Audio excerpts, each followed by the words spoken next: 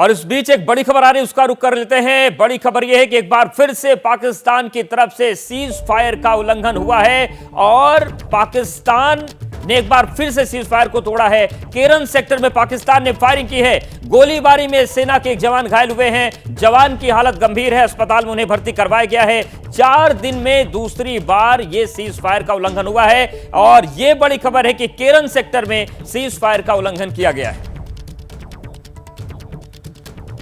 हमारे 2 सहयोगी इस वक्त हमारे साथ जुड़े हुए हैं। इस पर ताजा रिपोर्ट देने के लिए अजय और आसिफ कुरैशी। पहले आसिफ कुरैशी के पास चलते हैं और उनसे आज के सीज फायर के बारे में जानते हैं। क्या हुआ है वहां पे आसिफ?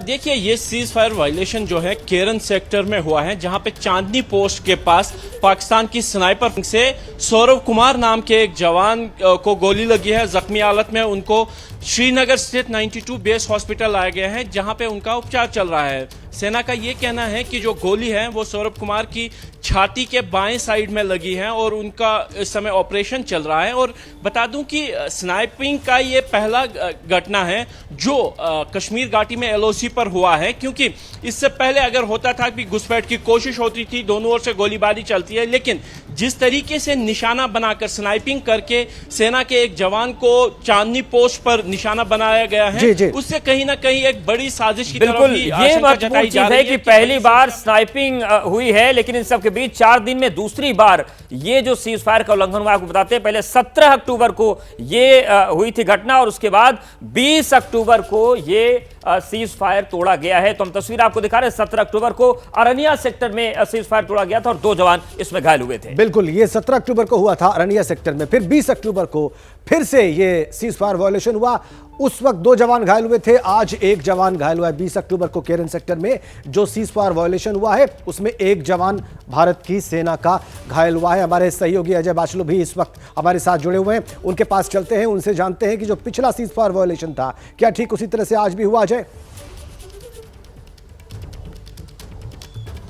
जी बिल्कुल, लगातार सीमा पर अगर मैं कहूं तो फरवरी 2021 के बाद से बंदूकें थम गई थी, क्योंकि फरवरी 2021 में दोनों देशों ने इस बात पर समझौता कर लिया था कि सीमा पर जो युद्ध विराम की शर्तें हैं उनका सम्मान किया जाएगा। लेकिन अब कहीं ना कहीं पाकिस्तान लगातार उकसा रहा है। पहले घुसपैठ करके उकसा रहा था, घुसपैठियों को इस तरफ भेजकर जो है पाकिस्तान भारतीय सेना को उकसा रहा था, लेकिन अब बात उससे एक कदम आगे बढ़ गई है और 17 अक्टूबर को जम्मू के अरनिया सेक्टर में, जो कि आमतौर पर पिछले 2.5 साल से शांत पड़ा हुआ सेक्टर था, बिल्कुल सीज फायर की गोलीबारी नहीं हो रही थी, लेकिन 17 अक्टूबर को जिस तरह से सीमा पार से जो विक्रम पोस्ट है जहां पर बीएसएफ के जवान तैनात हैं, पाकिस्तान ने जिस तरह से स्नाइपिंग से 2 भारतीय बीएसएफ के जवानों को घायल किया, यह अपने आप में कहीं ना कहीं बड़ी एक साजिश की जो है बू आ रही है इसमें से। और लगातार पाकिस्तान ने अब ये आप कह रहे हैं पहले भी स्नाइपिंग के जरिए जो है ये काम किया गया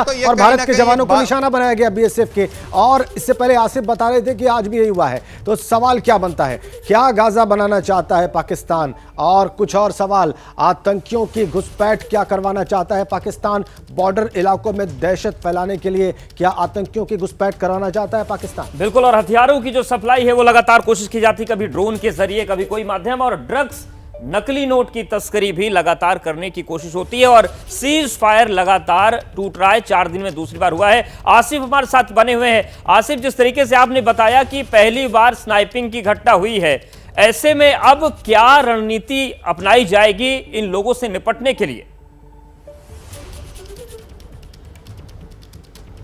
देखिए, स्नाइपिंग का मतलब है कि आप पर दुश्मन नजर रखे हुए हैं और वो आपको अब निशाना बना रहा है। हालांकि सरहद पर यह आम बात है कि एक दूसरे के फौजियों पर नजर रखी जाती है, लेकिन जिस तरीके से अब ये निशाना बनाया गया है उसका मंशा जो है वो जवानों को बंकर के अंदर रखने की है, क्योंकि जब जवानों की मूवमेंट बाहर नहीं होगी तो उससे घुसपैठ आसान हो सकती है। कहीं ना कहीं सेना के जवानों को सर्दी शुरू होने से पहले निशाना बनाकर पाकिस्तानी सेना यह सुनिश्चित करना चाहती है कि कुछ रूट्स ऐसे तैयार किए जाए जहां पे भारतीय सेना की पेट्रोलिंग ना हो पाए और वहां पे जवानों को स्नाइपिंग से निशाना बनाया जा सके, ताकि उन इलाकों से घुसपैठ करके बर्फ पड़ने से पहले जो पहाड़ी दर्रे बंद हो जाएंगे और उसके बाद घुसपैठ की कोशिश और सामान यहां लाने की प्रक्रिया थम जाएगी। तो बर्फ पड़ने से पहले इस तरीके की कोई बड़ी घुसपैठ कराने की फिराक में है पाकिस्तान, जिसका सबूत आप कह रहे हैं आसिफ की ये बड़ी साजिश है पाकिस्तान की, इसी का इशारा मिल रहा है। बहुत शुक्रिया आप दोनों का,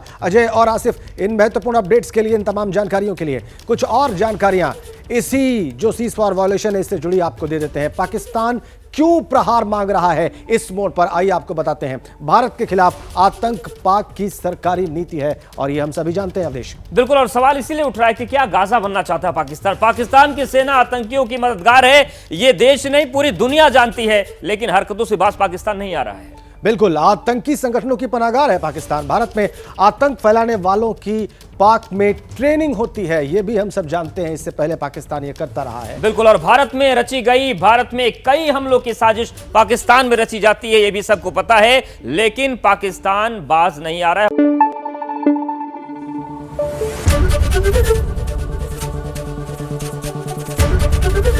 एबीपी न्यूज आपको रखे आगे।